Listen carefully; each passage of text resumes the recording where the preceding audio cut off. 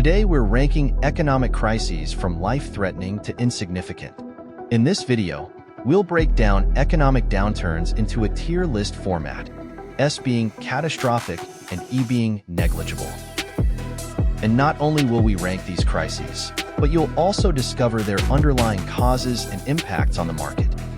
If you're curious about my qualifications to discuss this topic, I'm the creator of the Econ Exp blog, where I've extensively researched and written about economic issues dozens of times. Imagine waking up one morning, scrolling through your news feed. You see a headline, stock market dips 2% overnight. You check your investment app and see that your favorite tech stock has dropped, and suddenly, you're questioning your financial future. Panic sets in. You remember the last time you saw a dip like this, and you hit the sell button, convinced that the market is on the brink of disaster. This scenario illustrates the phenomenon of minor stock market corrections, a classic example of an E-tier economic issue. While a 2% dip might sound alarming, these fluctuations are often just blips in the larger market cycle. They can be triggered by various factors, such as a disappointing earnings report or geopolitical news, but they rarely indicate a fundamental problem with the economy. So why is this in the E-tier? The primary reason is that these minor corrections, while unsettling, usually do not lead to significant long-term consequences. Investors often overreact, mistaking a temporary decline for a full-blown crisis. In reality, history shows us that markets typically rebound after these dips, and many savvy investors view them as buying opportunities rather than disasters. However, the psychological impact can be profound. New investors, unfamiliar with market volatility, may panic and sell off their holdings at a loss, missing out on the eventual recovery. This overreaction highlights the importance of understanding market dynamics and maintaining a long-term perspective. In essence, while minor stock market corrections can create short-term noise and uncertainty, they are manageable and often present opportunities for those who remain calm and informed. That's why we place them in the E-tier, not catastrophic, but certainly something to be aware of. Now on to D-tier. Picture this. It's the summer of 1997. You're in Bangkok, enjoying a vibrant street market, when suddenly, your friend pulls out their phone to check the news. The Thai baht currency has just been devalued. The news spreads like wildfire, and in a matter of days, you can feel the ripple effects as neighboring economies start to falter. What began as a local financial misstep quickly escalates into the Asian financial crisis, shaking markets across the continent. This is a balance of payments issue. This is the essence of a D-tier economic crisis. While it may not be catastrophic, it's certainly serious enough to raise concerns about investments. D-tier crises often stem from localized issues, but they can lead to broader market instability and regional economic challenges. Take the previous story example of a balance of payments crisis.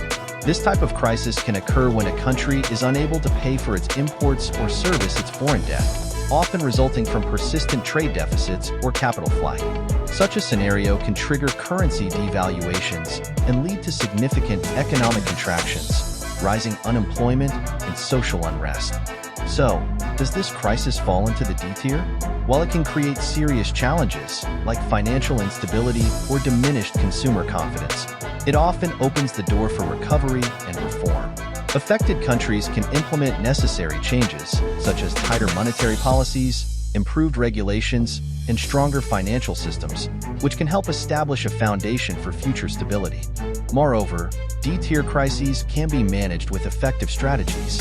For example, in response to the Asian financial crisis, the IMF stepped in with financial support packages, helping stabilize affected economies and restoring investor confidence. Countries learned valuable lessons about the importance of maintaining sustainable fiscal policies and the dangers of excessive foreign borrowing.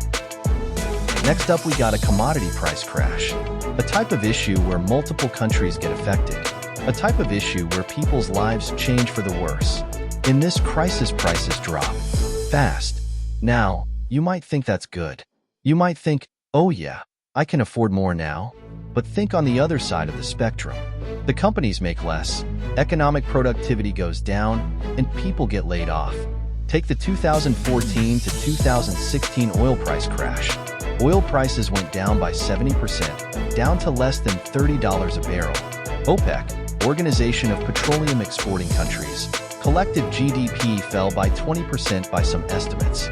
These countries faced several budget cuts and had to take on debt to keep their economies from going into a recession. Some even did go into a recession. But over time, the price rebounded to $60 a barrel, sometimes even higher, due to demand being strong in 2017.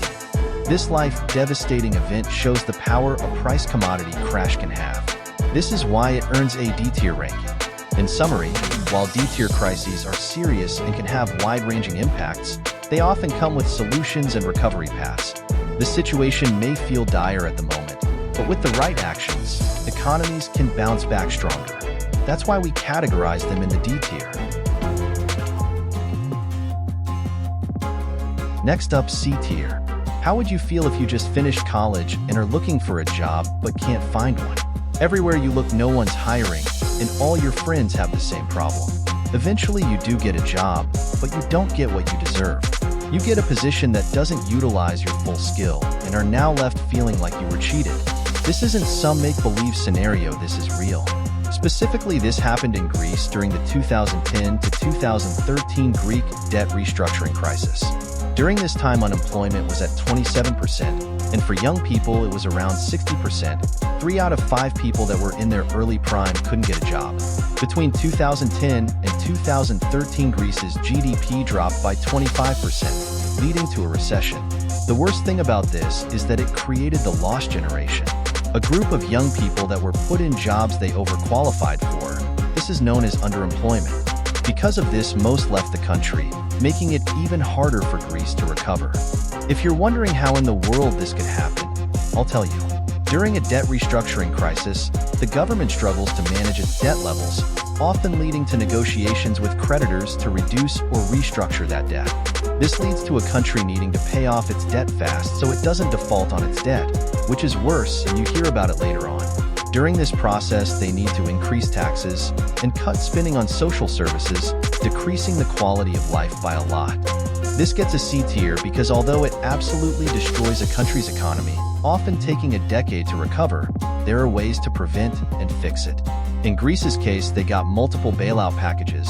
The first one was worth 110 billion euros, about 123 billion US dollars, consisting of money from the European Union and the International Monetary Fund.